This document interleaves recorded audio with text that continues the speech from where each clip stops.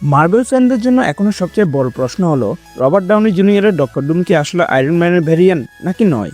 অনেক ফ্যানের মতে ডক্টর ডুম আর টনি স্টার্ক শুধু দেখতে একরকম ব্যাস, এর বেশি কিছু না। কিন্তু আমার মনে হয় না এটা কোনো কোইন্সিডেন্স যে দুইটা চরিত্রের মুখ একই রকম। এখন অনেকে ইন্টারনেটে থিওরি দিয়েছে যে আসলে ডক্টর ডুম হয়তো কিলিয়ান মার্ফি বা অন্য কোনো অভিনেতা হতে পারে। শুনে একটু অবাক হচ্ছেন না? কিন্তু আসলে এরকম কিছু না।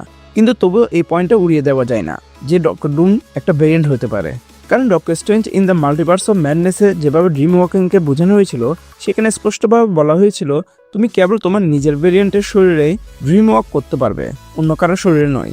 তাহলে যদি ডুমসডেতে কিলিয়ান মার্ফির ডক্টর ডুমকে ড্রিম ওয়াকিং করতে দেখা যায়, তবুও সেটা প্রমাণ করে যে ডুম আসলে টনি স্টার্কেরই ভেরিয়েন্ট, কারণ সে নিজের ভেরিয়েন্টের বডিতে ঢুকতে পারবে। আরেকটা সম্ভাবনা হলো ডুম তার প্ল্যানের জন্য স্রেফ টনি স্টার্ককে মুখ ব্যবহার করবে। কিন্তু এখানে একটা বড় বিষয় আছে, রবার্ট ডাউনি জুনিয়রকে এই রোলে ফিরিয়ে আনতে প্রায় $100 মিলিয়ন দেওয়া হয়েছে। তাহলে এখানে কোনো ভেরিয়েন্টের কানেকশনই থাকবে না, এটা মানা খুব কঠিন। আর একটা আর্গুমেন্ট হলো ভিক্টরের বাবা মায়ের মৃত্যুর পর স্টার্ক পরিবার তাকে অ্যাডপ্ট করে এবং তার নাম রাখা হয় টনি স্টার্ক। কিন্তু আমার কাছে এর থেকেও ভালো একটা থিওরি আছে, কেন ডুমকে তার কমিক্স অরিজিন দেওয়া হবে না।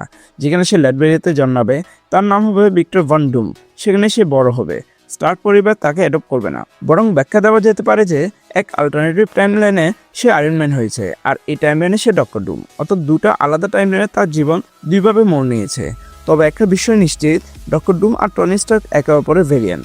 মার্বেল কমিক্সে একাধিকবার ইঙ্গিত দেওয়া হয়েছে যে এই দুই চরিত্র আসলে একে অপরের রিফ্লেকশন। মুভিগুলোতে আমরা আয়রন ম্যানকে অনেক সময় একজন অ্যারোগেন্ট ব্যক্তি হিসেবে দেখেছি, কিন্তু অ্যাভেঞ্জার্স এন্ড গেমে টনি যে স্যাক্রিফাইস করেছিল সেটা তার চরিত্রের সবচেয়ে বড় ডেভেলপমেন্ট। তার স্ন্যাপটাই আসলে ডুম আর আয়রন ম্যানের মধ্যে মূল পার্থক্য তৈরি করে।